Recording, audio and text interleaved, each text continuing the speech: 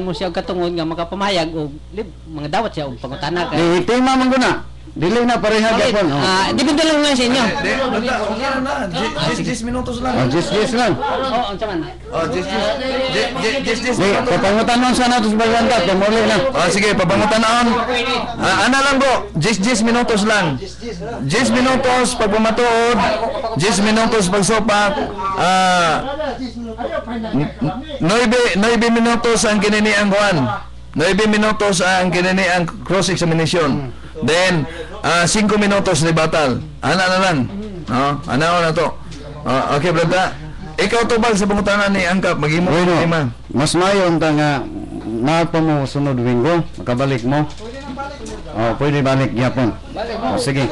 Kay ubag debate mo ako dito kung balik. Dito Imo ana to 10 minutos lang. Sige. Kay wala Sige, pangutana Brother Luis.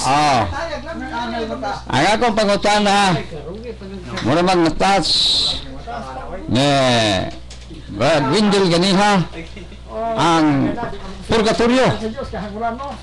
Ang akong pangutana mo ni, akong nabasa din sa History of the Church, na niadtong tuig, 14th century, si Pope Leo X, gisugo niya si Tetzel ngadto sa Germany aron sa pagbalik niya nang gitawag og kaning indulgence kanang indulgence matud pa sa akong nabasahan sa History of the Church nga giadto dito gisugo sa ni Pope Leo X kada Tetzel aron sa pagbalik niya niining gitawag og indulgence na itiwas o i-repair sa St. Peter dito sa building dito sa Roma. Now, karon pagkuha dito, napugos si Martin Luther paglansang sa iyahang to nail his 95 thesis diya sa Wittenberg Church, Germany. Unsa man niya din tinuod ninyo? Buena, salamat kayo, no? Dili na tinuod kay misconception man na ang pulong indulhensya, dili na naa siya mabaligya. Kay ang pulong indulhensya sa Latin indulgare na. Ang pulong indulgare sa ato pa to do kind, pagbuhat sa kaluoy.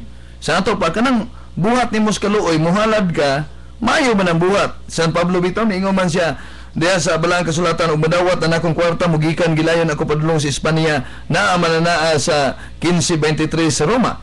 So mo nay pulong indulhensya, indulgare to do kind. Gisayop nagsabot di kuan kay gumikan kay dunay halad, ang halad, so ang indulhensya gibaligya na. Pero ang terminong indulhensya, indulgare na naa siya sa Latin, nga ang English to do kind, pagbuhat og kayo. Unya na ba sa Biblia na man Tobit kapitulo 4 bersikulo 11.